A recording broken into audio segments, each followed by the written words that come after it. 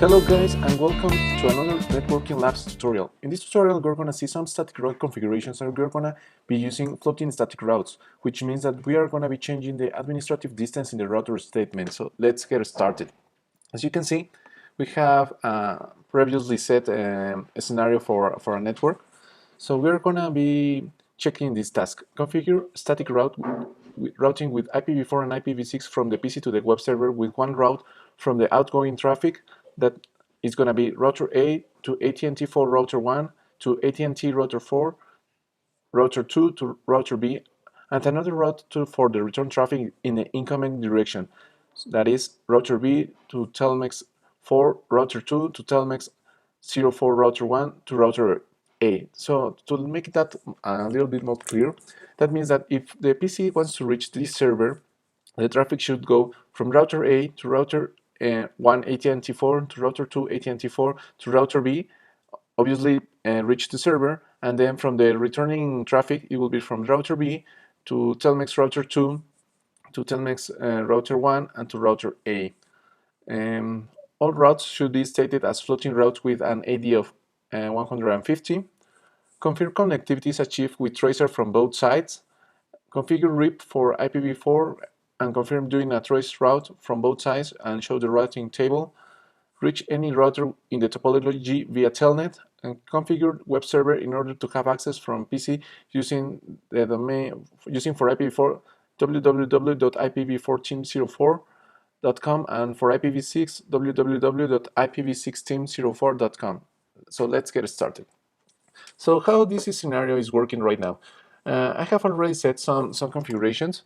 As you can see, show IP interface brief. I have already set the interfaces. So the gigabit 0/0, that's this interface, already has this IP. The gigabit 01, that is this IP, has already the 100.1.1.1, and the serial also has a specific IP for this subnet. So all routers have already set the interfaces, and I have already set show IP route. I have already set the static command for the route as we are suggested here in the task. So as you can see, I want to reach the 10.1.2.0 network via the 204.10.1.2. That is, wait a minute. I want to reach this network via this interface. So I'm specifically saying that to reach to this specific network, I have to reach this specific interface or IP. The same for this router. As you can see, show IP route. As you can see, I also have the 10.1.2.0 with an ID of 150 via the 172.16.1.2. That is, I want to reach this network specifically via this interface. No, I have no other way to get to this network, and the router does not know any other route to get to this network. So the route, if this link fails, the route wouldn't know how to get from this side back to here. The same on this route, I will show you. Team 04, enable team 04, and show IP route. So to get to the 10.1.2.0 network, I have to get through the 200.1.1.2. That is, I have to get to get to this network, to reach this network, I have to get through this interface. This router is obviously connected, so this doesn't have any trouble at all to reach that network. As you can see, show IP route. I have locally connected. Okay, it's here. I have locally connected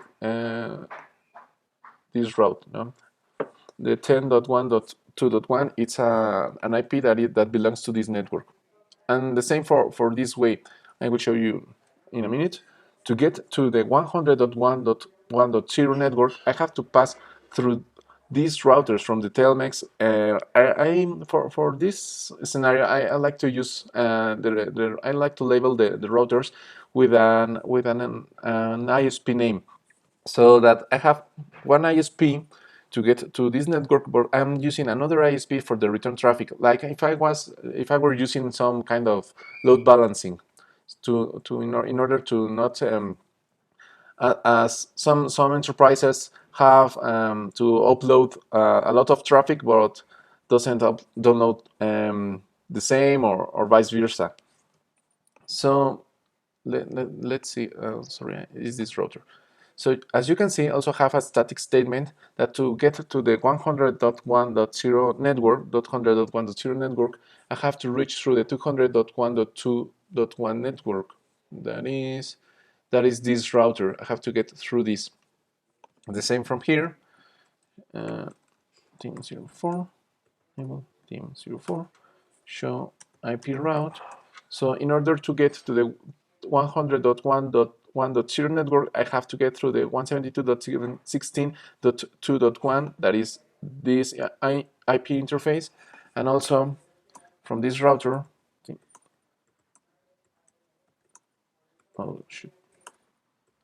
show IP route to get to the 100.1.1.0 network. I have to get through the 204.20.1.1 network, that is this interface. The same applies.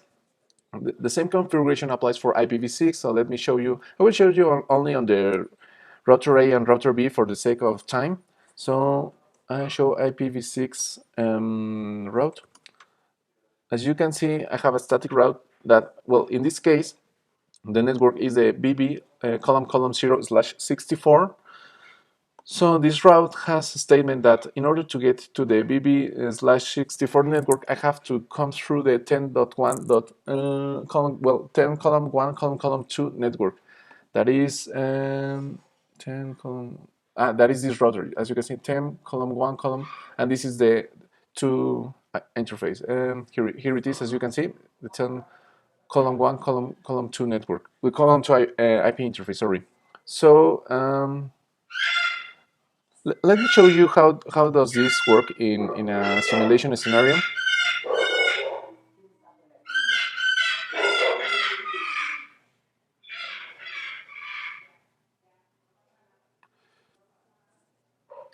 Well, let's see if I have reachability, or if I can reach any of the network. I will try to reach the server, this server, through ping. So let me see if it works. So can I ping which was the IP? It was the 10.1.2 okay, 10.1.2.10. It's the IP address of the server. Will I have connectivity? Let's see. Okay, sorry. I am in the simulation mode. I have to change to the real time. I will do this test one more, but in the simulation mode. But can I ping to the 10.1.2.10? And of course I can. I have connectivity via static route statements through all the routers. Can I trace to the 10.1.2.10? And let's see what happens here. Okay, so that's strange. I see. It seems I don't have. I can reach routes through the tracer. Request timeout. Let's see what happens after. I'm losing the hubs, so I don't have information from the hubs. Okay, but I finally reached the server that I wanted to trace. So why is this happening? Does I have anything wrong in the configuration? I don't think so. What I'm thinking, and what is the real deal here, is show IP route. In my routing table, I only know how to get to the 10.1.2.0 network, but I don't know how to get to any other routers, and this router in its routing table doesn't have information for any other routes. So that means that this IP interface isn't advertised in the routing table of this router. The same for this, and the same for this. So that's why I don't see information here in the tracer for the other hubs that I'm doing, but I can see that I reached the network from the server LAN. So we're gonna fix that. In some enterprise scenarios, you don't want to see a case like this.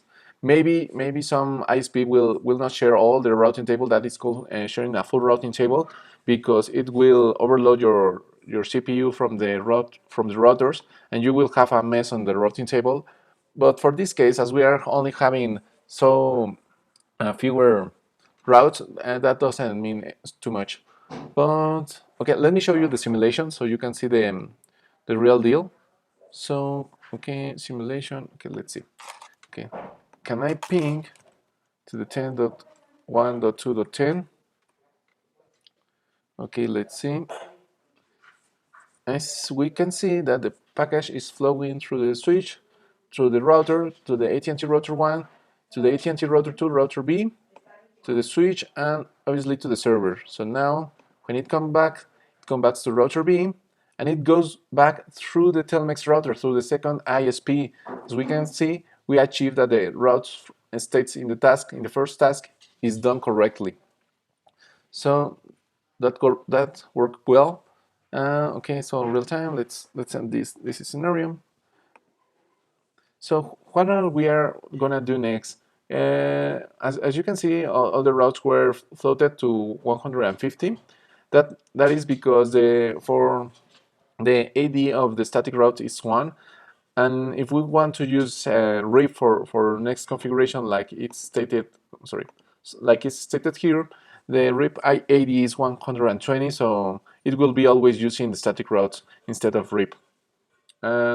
Let's see if we can ping the PC. Obviously, we can ping it, but let's see for the sake of the video. Can I ping the 100.1.1.1? And that's, I'm sorry, that's the IP of the router. Can I ping the 100.1.1.10? Obviously, I can ping it, and obviously, I can trace it. But let's see how I can trace that IP. 100.1.1.10. Same scenario. My first hop is this router, router B. I can't reach any other router, or I don't know any other information about the next hops because it's obviously not in our routing table. I will forward it, and I reach it through the router A and then to the PC. So now let's configure our RIP configurations. For IPv6 it works the same. Let me show you just for, can I ping BB column 10? Obviously I can reach it. It works the same. The traffic goes, the outgoing traffic goes through the AT&T ISP, and the return traffic goes through the Telmex ISP. But now let me show you how we can configure RIP from each router and modify our routing table. So conft, and I will set these commands. I already have set it just for the sake of time. So that's the RIP statement for the router A, the 100 network, the 204 and .10 and the 204.20. Okay, so and show run. Let's see. Okay, our RIP configuration is already good. So let's go with the next ISP. Okay.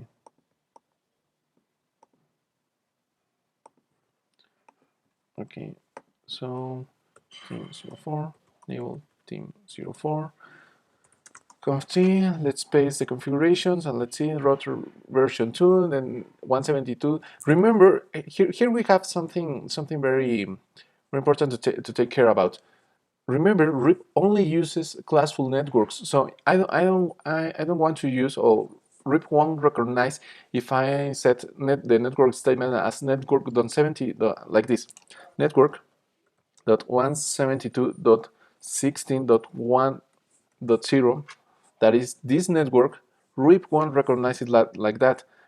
RIP will use only the classful address, that is the 172.16.0.0, that is a /16 network. And the same for the 204. The 204 is a class C network, so that doesn't have any issue. We're setting this route and this route, so that's okay. And let's go for the next router. That is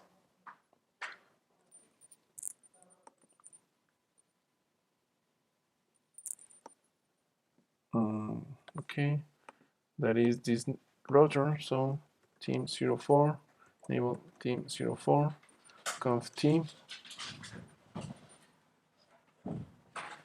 So sorry guys, no, that's not the router. Okay, paste 172.16.0. Remember, those are classful networks, and the 200.1.1, that is the link between the router B, and that's okay. So end. Okay, so okay, this router is done. Let's go with the next router.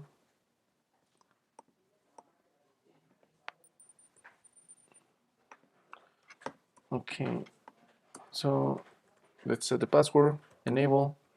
Let's set the password again, conf t, and let's paste the configuration. And the 10.1. Remember, also this is classful. The 10.0.0.0 belongs, well, let's say it better. The 10.1.2.0 belongs to the classful 10.0.0.0 network.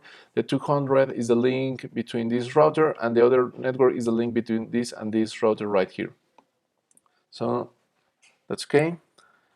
And let's set for this router. Just before I get any further with this, let's see if I can ping. I have already configured this route. I won't reach any of that.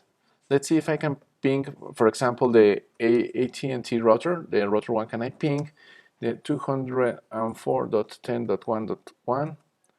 Yes, I can ping it, but I won't reach this router.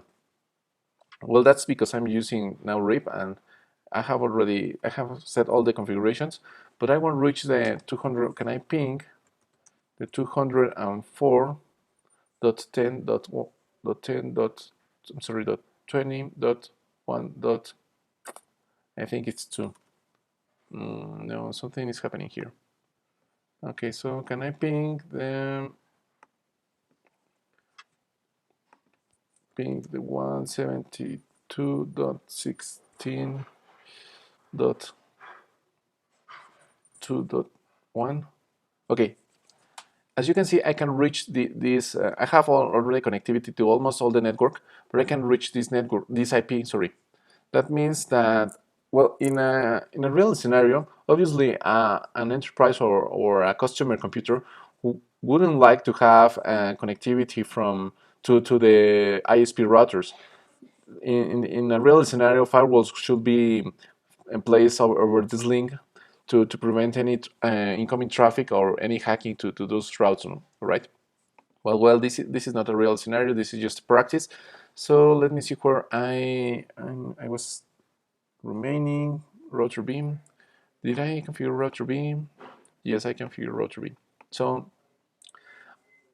this PC, as we see, I have to reach any router in the topology via telnet. I almost reached almost all the routers, but these routers are missing. So I will configure the RIP to reach that connectivity. Enable team 04. Let me see where I was. Okay, router RIP. So the same for this. We are only using classful network addresses. So that's okay for this router. And we are remaining, I configured this, right? Yep. So this is the remaining router, name team 04. So, okay, this is the configuration. Conf team, paste it. And also we have set the routes for this router. We are advertising this this route, and this route that is the 204.20.1.0. So with that done, let's see if I can have connectivity. Let's see if I have connectivity from this router to, well, let's see first of all the routing table. Show IP route. Let me make it a little bit more clear. Notice that I have learned some routes via RIP. Okay, I have learned the 10.1.1, 10.0.0. That is that route is this one, and I learn it via RIP. So the static route, it ain't working anymore because I have an idea of 120 versus the 150 that I'm having with the static route. If I haven't set that command specifically, that's this command. If I haven't set that 150, oh, sorry. If I haven't set that 150 specifically, the routing table will prefer the static route over the RIP statement that we set on the router. Also notice that I'm learning the router A, router RIP, the 100. I'm learning my same route. Yes, I'm learning my same route. As you can see, I have a routing loop here. But well, that's for the sake of this scenario, because I'm reaching my same, I'm advertising, I have this scenario is called the split horizon, because I'm learning a router that I have in my directly connected. As you can see, I have this directly connected, but I'm learning that router via another route that is this one. And that's something you don't want to see in your routing table. That is called split horizon in the CCNA. And well, this is out of the scope of this lesson, so I won't make this any. I won't take care of this right now. As you can see, I also learned the 172.16.0, but notice that I can learn that route via via two next hops or two IP networks, well, IP interfaces. That means that I can learn that through the 200, the 204.10.1.2 and the 204.20.1.2 from the gigabit Ethernet 00, that is this interface, and the serial 000, that is this interface. That is a problem because if there were more routes, the router will mess up with this. So that is why RIP isn't very good working with classful networks. If there is subnetting, RIP won't work very well. For the sake of this, I think it works. I think it shows how the traffic is going, but just like that. I'm also learning the 200.1. That is the 200.1 is this network, and also I'm learning this network, and the 204, that is this network. So my routing table, well, it doesn't look right, but it works for the purpose of this lab. I would like to highlight this. This is a routing table you don't want to see in a real scenario. As you can see, we have a lot of problems. Specifically, this I will get a little worry about this, because this will cause problems in the route, because if some traffic goes from this to the outside, it may be causing a routing loop here, and we don't want that. It will overload my traffic and consume some of my bandwidth, so that's a bad scenario. But well, for this case, we don't worry about that. So can I ping? Let's see the 200. Can I ping the 172? That is a middle network. Dot 16 dot. Let's see, 172.16. Okay, so I don't see here. Dot 1.1. Let's see if I can reach it. Of course, I can reach it. But as you can see, this is the great example. As you can see, I can reach it partially. Why? Because the router sends one packet, or it's trying to reach it from here, but then it's trying to reach it from here, and that's the problem I'm telling you. That is because I have two routes to get to these networks, and as it is classful, the route is losing some packets. Let's see it like to the other route, and I have to see the same result, 172.16.2.1. And I will lose the first one, I will reach the second one, lose the third one, and reach the fourth one. As you can see, the same scenario is happening here. That is the problem. That is why we don't want to use RIP for any classful or subnet networks. But let's see another one. Can I reach the 200.1.1.1? Okay, can I ping to the 200.1.1.1? And of course, I can reach it. So enough said of that. Let's see from the PC. Okay, can I ping can I ping to the 10? I think it's 10.1.2.1. If I get it wrong, bear with me, guys. Can I ping to? Okay, yes, I can reach it.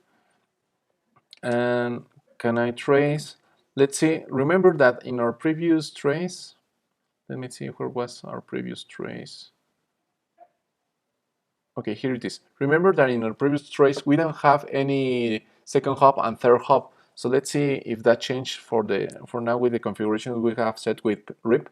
Can I trace to 10.1.2.10? And as you can see, I can see now some routes being advertised through the trace. I can reach the 100.1, that is my default gateway, up to the 204.10.1.2, that is this route, up to the 172.16.1.2, that is this route, or this router with this interface, this one from here, up to the 200.1.2.2, that is this interface. I don't know why it's doing that, but I think it's some packet tracer issue, but well, it will have to go through this interface, but well, it's working through the server that is the 10.1.2.10. So now let's see what we're, let's see if I can reach now any router through the telnet. Just to make it clear, I don't have any loopback interfaces or any administrator interfaces configured in any of these routes, because the video will take too much to do it or to explain it. But if I was supposed to be an administrator of these interfaces or of these routes, I won't use any of the connectivity interfaces, because I will consume the bandwidth if I was trying to do some configuration, and I will be putting in jeopardy any of the interfaces if it came down for some reason. So I will suggest specifically to use an administrator interface, but well, doesn't matter in this scenario. Okay, sorry. I will try to reach the 172. This router, the 172.16.1.2. That's the AT&T router 4. So telnet. Okay, telnet. So can I reach the 172.16.1.2? And I have connectivity. So let's set the password. Let's set the password right this time. Name. And as you can see, I have connectivity through telnet to the to that router. So I will show the IP route, and as you can see, I have the same output that if I open through the router itself. So that's okay, and also I can reach any other router. So configure the web server in order to access from the PC. So let's see if for our final step, if I can reach the web browser through the HTTP or HTTPS www.ipv4 team04.com. And let's see, and yes, I can reach the router.